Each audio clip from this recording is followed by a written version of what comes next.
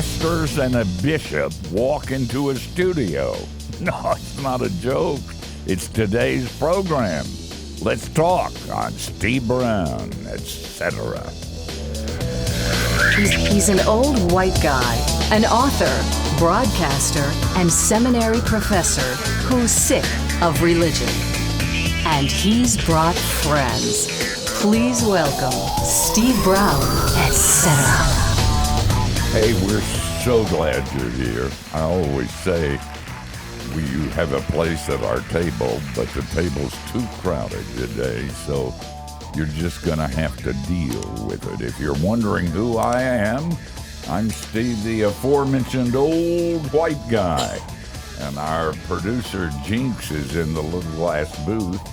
Jinx finds it ironic that even 265 years after his death, we still remember who gave us the quote, "Preach the gospel, die, be forgotten."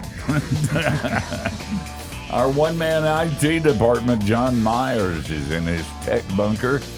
John loves Star Wars, so as Frodo might say, use the Force, Harry. Nailed it. Pete Alwinson is a former pastor, my former pastor. He's the founder of ForgeTruth.com and the author of Like Father, Like Son. Matt Hurd is a speaker, a teacher, pastor, coach, and the founder and principal of a ministry called Thrive. You ought to Google it. He's also the author of Life with a capital L, Embracing Your God-Given Humanity. Justin Holcomb is a professor. He's an author. Currently serves as Bishop of the Episcopal Diocese of Central Florida. And Jerry Parries is here, entrepreneur, author of Grace, the Real Good News of the Gospel, book about Romans, great book. These guys are all here. You know, a lot of times on this program, when we have guests, they're like deer in the headlights. They don't know what to say, and so they don't say anything, and I have to say to them, you know, we're on the air, and if you don't say something, we've got a horrible program here. But when you put 5 preachers together, that's not the problem. The problem is, how are we going to keep ourselves reasonably silent on occasion and listen to the others on occasion? These guys, in case you don't know and you just tuned in or you're watching for the first time, are the voices of Key Life.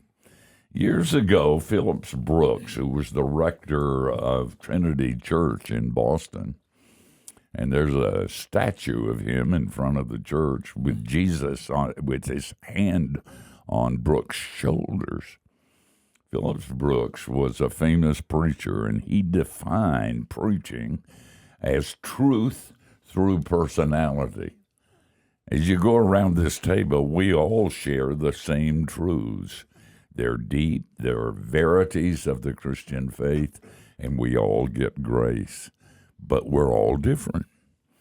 We're all weird in our own way, and we're all a part of this ministry, and we are the voices through whom our personalities share the truth of the gospel.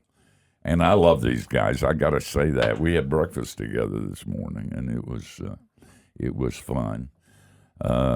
Matt, you want to confess what you did with your child at SeaWorld? I mean, you're going to be speaking at their Easter sunrise service. Not anymore. That's right. Yeah, well, this isn't recorded, so I might as well go ahead and say it. So I was telling the people at SeaWorld, about Easter sunrise. We're going through those deals where the details of me speaking. And I just brought up by the way, that I have a photo of my oldest son when he was 3 years old sitting on the back of Shamu, and they laughed. No. And I said, oh, I do. That was back in the days before litigious vibes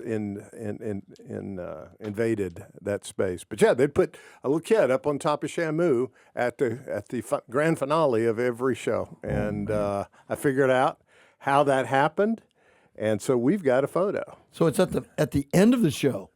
At the end of the show, when Shamu's tired and a little irritable. Well, and hungry.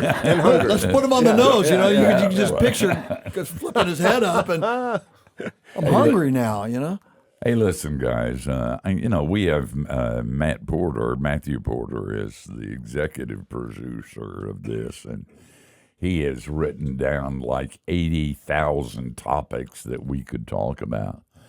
If you were the king of the seminary, what would you include in the curriculum that wasn't included in the curriculum when you were there? Bishop? Abuse in the church. Yeah.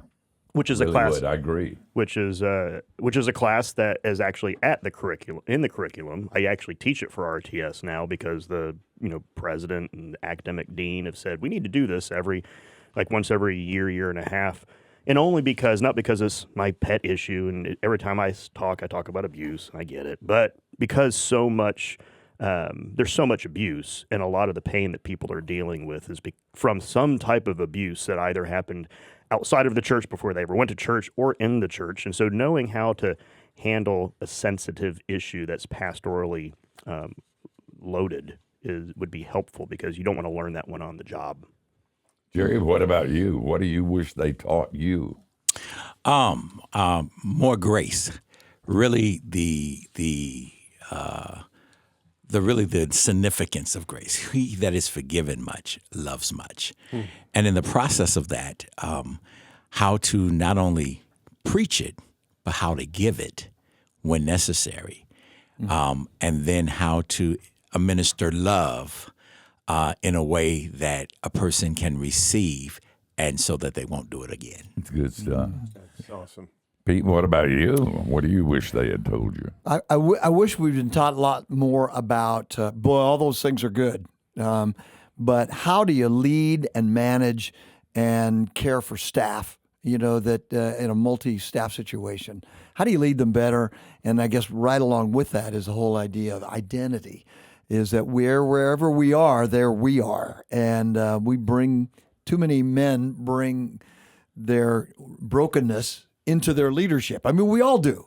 Yeah. But it really starts with identity. So it really taps into the grace thing, getting the grace identity first. Yeah. Matt, other than how to balance your kid on a whale, what do you wish they taught you in seminary? I think that teaching the music of the gospel as well as the lyrics. I think we just teach the lyrics. Explain that. So we've got the systematic theology, we've got all of the left brain stuff, and it's all necessary. The orthodoxy, if you will, and John says, believing in Jesus Messiah, but then he adds at the end of John saying, and that by believing you may have life in his name. So there's not just the lyrics, there's the music that comes along with it, which is the vibrancy. If I were to say the orthodoxy is the lyrics, the vibrancy is the music. Together you do the dance, and we don't have enough dancers as pastors, and as a result, because we've gotten it down to where the gospel is proposition. Great, it is, but it's also a plot.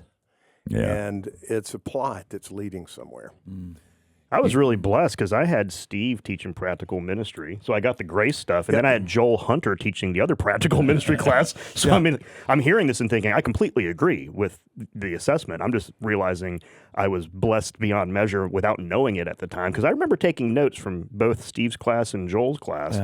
And about 75% of it sounded stupid, because I was like, whatever. Like, what do these guys know? I'm 22. I know a lot about ministry I haven't done. And then I have gone back to those notebooks a few times, and so far everything in there's been proven true. But it's fun hearing it through 30 years ago memory. I taught politics in the church as a part of and the students hated it. I mean, they said it was manipulative. And I said, you're going to be tested on this, so take notes.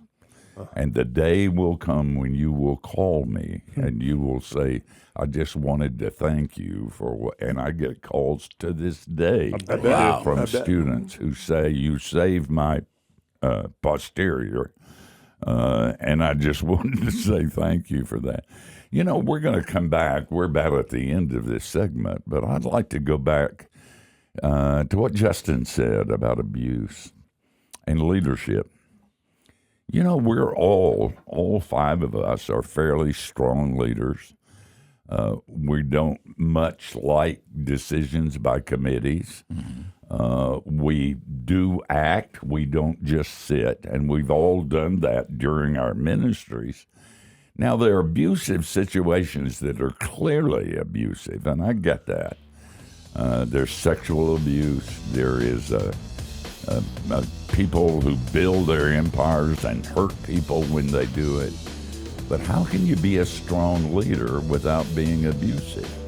And is that abusive when you make decisions and you move on those decisions? Hey, listen, if you miss a minute of this, you're crazy. If you're a pastor, you need it. If you're a layman, you need to know what we're thinking, how human and how wise we are in our comments on these particular subjects. But it's hard work, so we're going to rest up, back out, but like Jesus, we're coming back.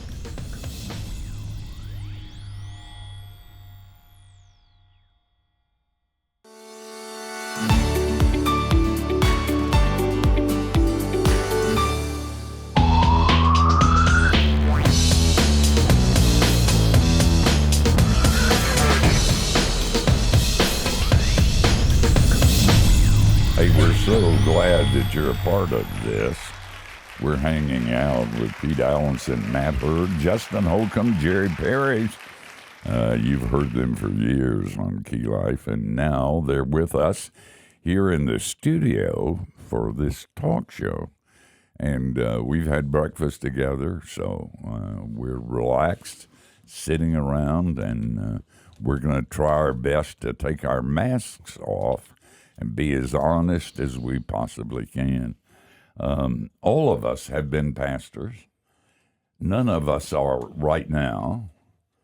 I am. That ought to. Well, you're a pastor of a big bunch. I mean, not just one church. So, but the fact that we're no longer serving a church as a pastor might say something about either our wisdom or our dumbness. I'm not sure. Bishop, you brought up when we were talking in the last segment about what you wish they had taught in seminary but didn't. And you mentioned abuse in the church. And you also mentioned that in the seminary where you teach, that's a part of what you teach students. And so at least you fixed it in one seminary. But how can the German poet Goethe said that men were useless when they didn't lead and they didn't follow. Strong leadership is sometimes called abuse. Yeah. Talk to us about that. First, do you just memorize all these things? Like you just called that out of like some German. I know. I've never heard Wait. that quote. I think he made it up. No, I didn't. You didn't? But you guys wouldn't know if I 70% of all did, stats are made so up. it's okay. Go ahead. I was just impressed. Well, okay. First, strong leadership is frequently used as an excuse to actually do abusive leadership. Well, I'm a strong leader, so we got to get that. And let's qualify this with Jesus, because you have Jesus who says, I'm gentle and lowly in heart, bruise reeds I don't break, that kind of thing. And then he flips over tables. So there's a pretty wide spectrum of what the behavior looks like. So the main question I have to try to avoid what would look like abusive leadership is what's the most loving thing to do in this situation with this person? Now, loving doesn't mean the nicest. Sometimes the most loving thing is to say things that will make them angry or sad or not them getting their way. But so abusive leadership would look like manipulative, coercive, intimidating, use of authority that's domineering and bullying. And so being able to make decisions in a church that no one's going to like all your decisions. Very rarely will you have 100% consensus. And so the leader needs to get okay with disappointing someone. Strategic disappointment is just like being okay that not everyone's going to be happy. And sometimes a lot of that bullying behavior comes out of silencing, not being okay with not having consensus. So you need to kind of shut down anyone who would ever speak up and not be in full support of you. There's a lot going on inside of the leader that makes them abusive, in addition to just being abusive evildoers. So I'll stop there. I want to see what the other guys say about this. But I agree with that. I kind of think, Jesus said, "You call me teacher and Lord," in that John passage, and that's what I am. But I just washed your feet. And so you got to do the same thing, the same way in the places where I send you. Strong leadership, strong servanthood. And I love the comments that you made on it. Jerry, how about you? Yeah, this is what makes pastoring so difficult, because sometimes people take what you say out of their pain. yeah, And you could be just as kind and nice and loving, but if it have struck a nerve from something in their past, they would think that you're being abusive and they have church hurt, and then people come and join your church who are already hurt from the previous church. So I agree with you, Bishop, that you want to make sure you're not manipulating people. But one of the things that I found as a pastor is that you had to keep your emotions in check, because people would always put off on you what they felt about what you were trying to accomplish. And you're trying to accomplish the overriding goal of the gospel. But if you tell them that, that you're not able to be the praise team leader because you're not good enough to sing, that's just the fact, then, you don't want me to sing because of, all of the other things that go along with that. So it's a balance of Jesus turning over the tables, but yet washing your feet. And it is a tough balance, I find, in ministry. The rule I've seen is, because we have, in Protestant tradition, Catholic tradition too, we have the law gospel distinction. The law is the command, the gospel is the good news, the grace, the kindness. And what frequently happens is, too often the hurt person gets the law and not the medicine of the gospel, and the abusive person or the defiant person gets the grace. And we have this tendency in the church to actually reverse what's needed, because the super tender person needs the extra mile for themselves, because instead of like the boundary of you're sloppy with your emotions, it's the abrasive, rebellious, arrogant person in the church. They need the law. They need to. Their stubbornness needs to be responded to with the clarity of the law. And when you were describing it, like if you were talking to one person about singing, and like if they're tearing up and this is going to be painful news, there's a way you deliver that to the tender-hearted person.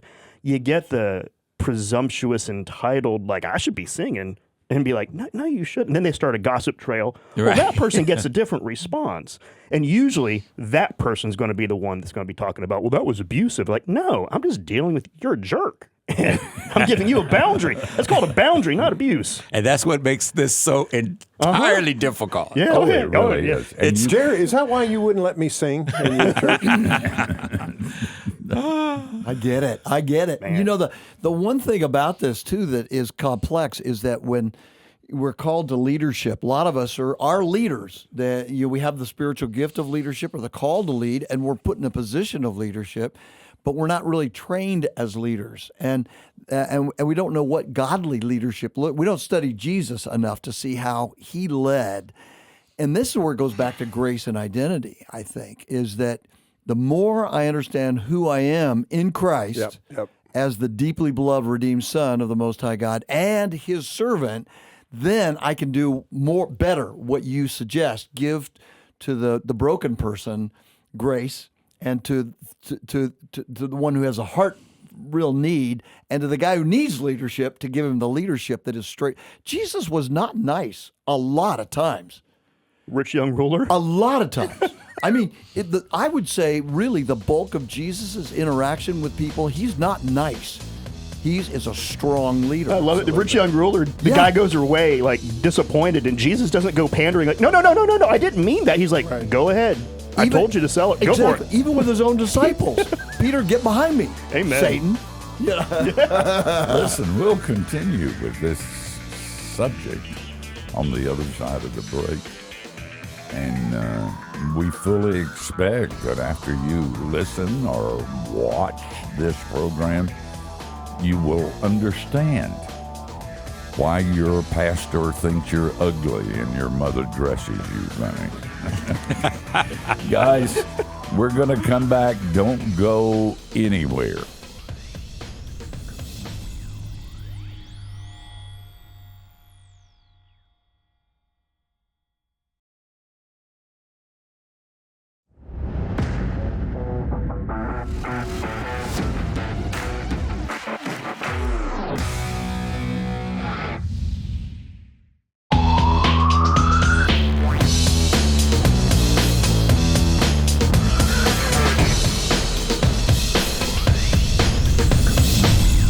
So glad you're here. To give an hour of your time is a great compliment, because I know how busy we all are. We're hanging out with Pete Alwinson, Matt Hurd, Justin Holcomb, Jerry Parries, and I'm Steve. And most of the time we love each other, and all the time on the verities of the Christian faith we agree and we understand the doctrines of grace and how they are applied. We're talking about how strong leadership can be misinterpreted. During the break, the bishop, I'm learning how to say that to you. Your Eminence, was that work? I think Your Grace. Your Grace. Well, Your Grace is what it is, but there's a young lady in the diocese who, when she sees me, calls me Your Highness. And she does it out of a little playfulness. So that's starting to stick. A royal pontificate. Okay. Yeah, I mean, that's what I want my grandkids to call me, is royal pontificate, but that hasn't happened. But during the break, Justin was talking about he deals with pastors and priests all over the diocese, and I suspect as a pastor he would do exactly the same thing with the people in the congregation. And you say that if one comes to you with a chip on their shoulder, they're angry and going to manipulate you, you are not a nice person. That doesn't work. I mean, that's just human nature. No one's going to respond to that in a way. That's just a foolish way of trying to get what you want. But in the past, in seminaries, we were taught you said Jesus didn't die to make us nice. We were taught, yes, he did. Yeah. And you've got to take the dumb, manipulative, angry comments, smile, and take it the way Jesus did. And I agree with that. Kick them. Well, if going back to what Jerry said last segment, is if you are aware of the dynamic that Jerry brought up, that much of the conflict toward you is not necessarily toward you, but either the office or the fact that there's some authority or influence and people are dealing with their issues with their parents or their brokenness in their marriage or the harm they've gotten, a lot of that is projection and transference. It frees you up not to take it personally. Now, I take everything personally. So that's, I have thin skin. It doesn't take much and I'm fragile. Yeah. But when you learn that there's freedom in that, when you're realizing, oh, that person who's coming at me, maybe they're actually covering up the hurt that's there, and it makes you. But you can't just get sucked up into the codependent relationship either. Are you free to tell the story? Maybe changing some details that you did in the break. One of my friends is a pastor, and someone came to the office looking for him, and he wasn't there because he was at his child's sporting event. And most pastors work at least 15 hours more than the congregation knows about. So he and this guy works hard. And the person came up on Sunday and said, "Where were you? I was there. I needed you." And he said, "I was at my child's sporting event." And this person said, "Well, my spouse doesn't get to do that with his job." And he said, "Well, sounds like maybe this is an issue with you and your spouse, not me." And gently encouraged them to maybe go the other direction. I thought, that's wisdom right there. Matt, you have been in 2 or 3 churches, and most of them mega churches, large churches. Talk to us about strong leadership in those places. Yeah, Pete mentioned something a moment ago. I mentioned the word identity, and I was thinking that when Justin was talking earlier.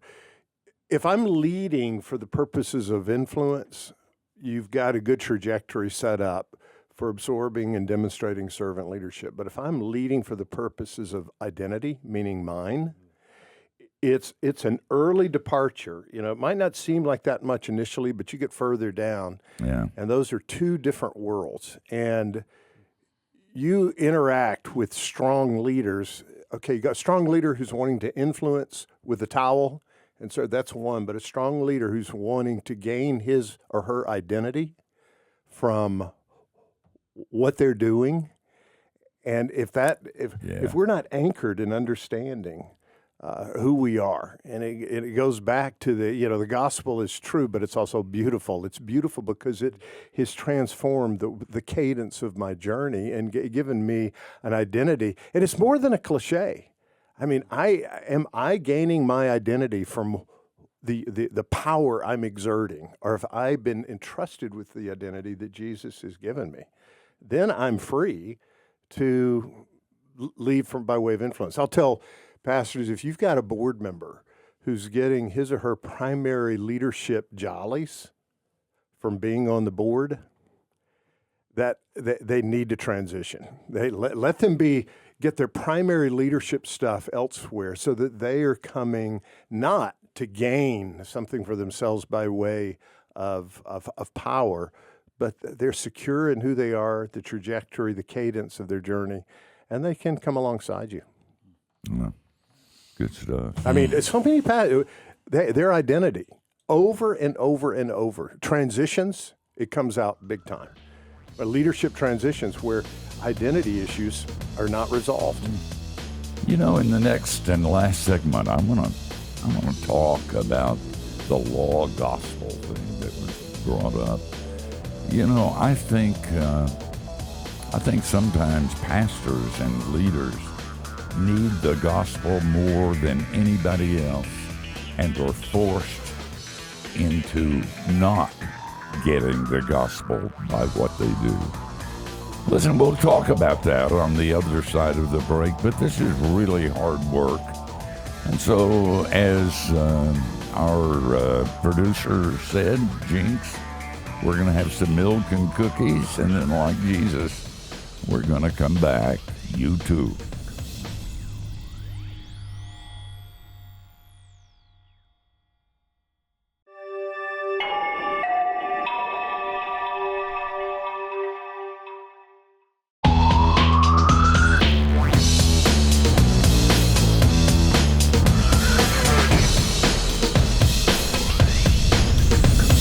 Hey, thanks for spending time with us.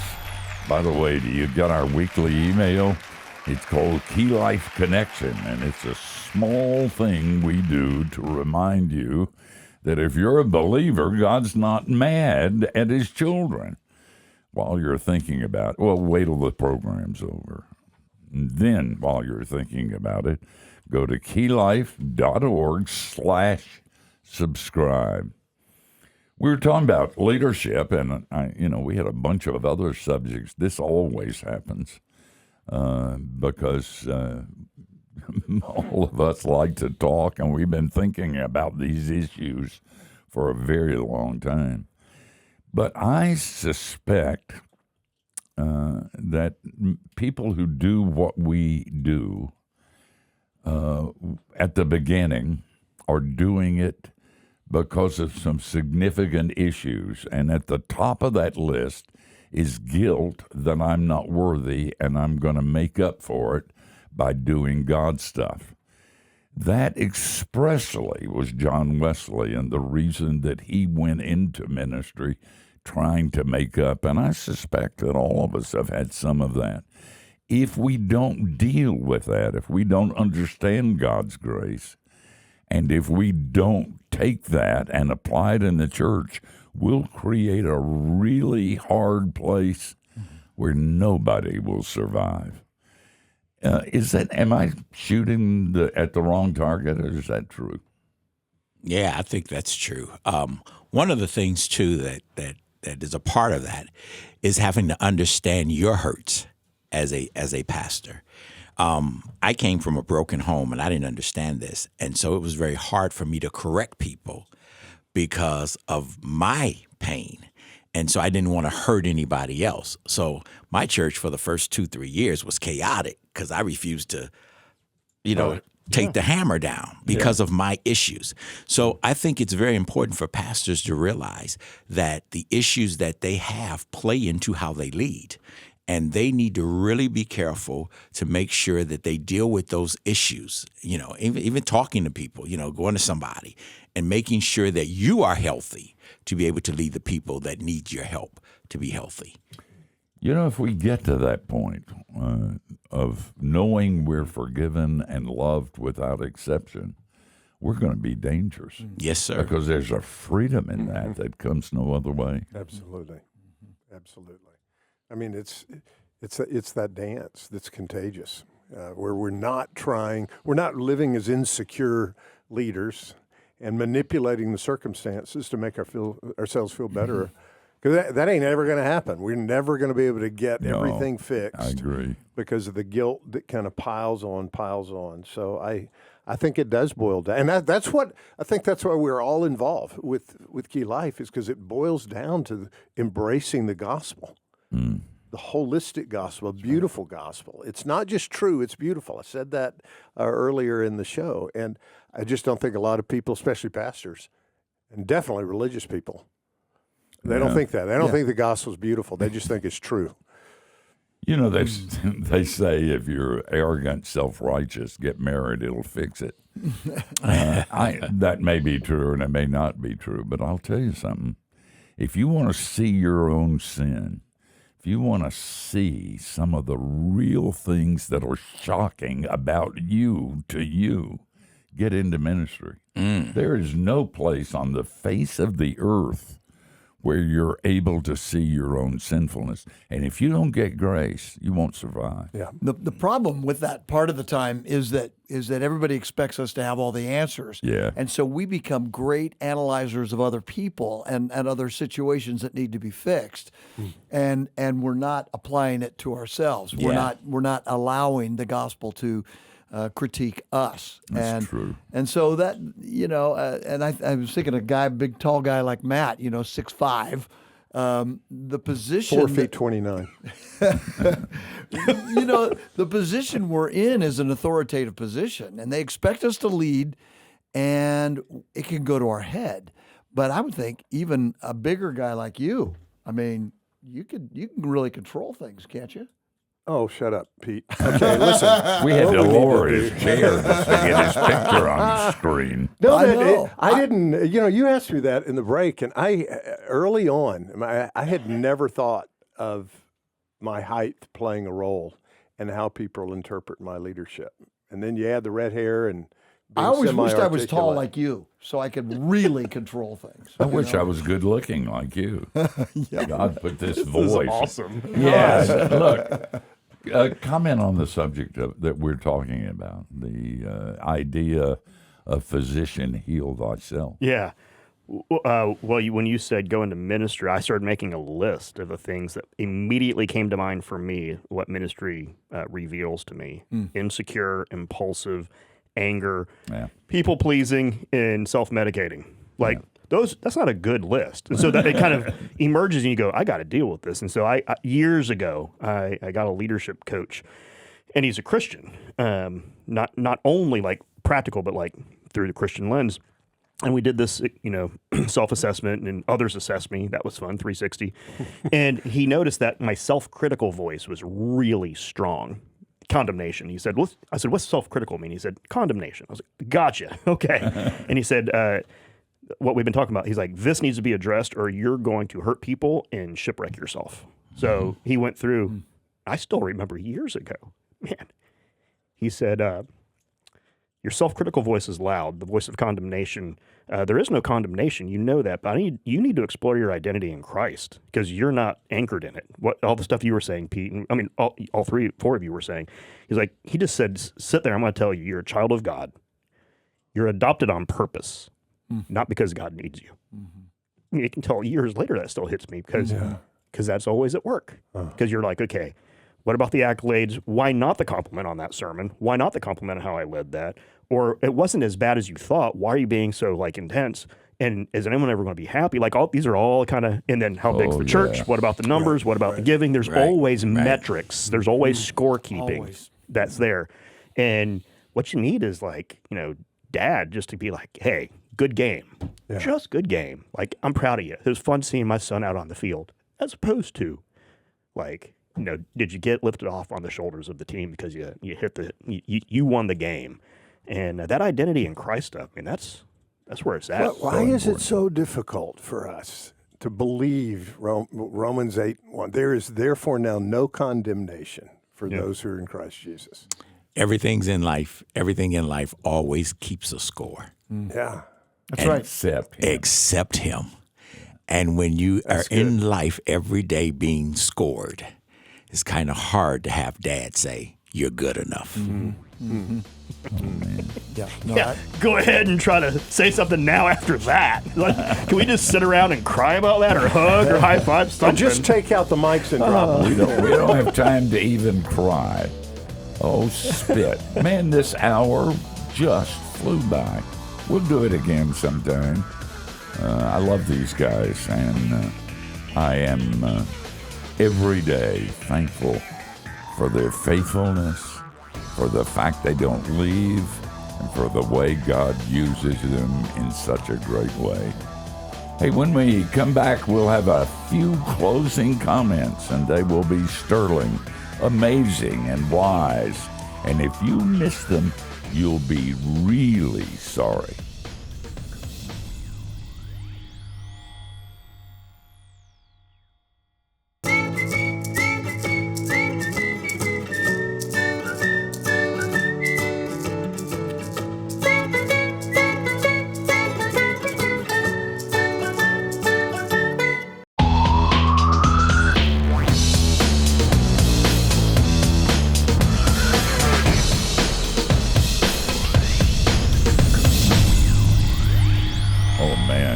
Great hour, hasn't it? I'll tell you, I just love being around these guys. They're honest, they're wise, and they don't make me feel rejected because all of my life I've been looking for acceptance, for a place. And sitting in this studio, I think, God, you're my place. And these guys are a part of that place. I've loved what you guys have said during this program. And if any of you start a church, and I doubt whether any of you will, but if any of you guys start a church, I'm going to join it. And you'll be my pastor. Pete was my pastor for 20 years. And I know stories about him you wouldn't believe. Can we do a whole episode on just that? Yeah, right. Secrets revealed. That would be an interesting. I bet we get a big crowd. Yeah, I bet we really would. If you're listening and you've listened to what we've said, let me suggest something to you. Go to your pastor and tell him or her that you're praying for them and that you appreciate them and you're glad for them. In our teaching program that's daily, I always say, I hope your pastor's sermon was as good as my pastor's sermon, because I'm trying to start a movement. It's hard. Wasn't when I was doing it, but it's hard to be a pastor today. I mean, you bleed all over the place and nobody cares.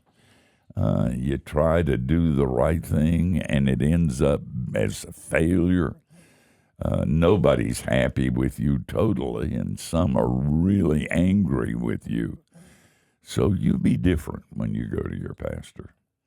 Tell them you love them. Tell them you think they're best thing since sliced bread. Tell them you're praying for them and ask them what you can do to help. You'll have to pick them up off the floor because they'll faint dead away. But you will have done a good thing, and Jesus will be pleased. Guys, thank you for taking time for busy schedules. You all get 3 free sins, and you're all way behind. By the way, next week, Adam Young is going to be here. He's a good friend of Allender, Dan Allender. So we like him already. His book is Make Sense of Your Story. And we hope you're going to be here next week, same time, same place. Between now and then, don't do anything we wouldn't. And that gives you a wide, wide berth. There. Talk amongst yourselves. Say things in the recording. Hey, what's his name? Make sense of your story. Adam Young. Adam. Yeah. And that follows up from the son of Adam Holcomb. Know your story, right? Have you read that one? No. Allender had a big one, To Be Told.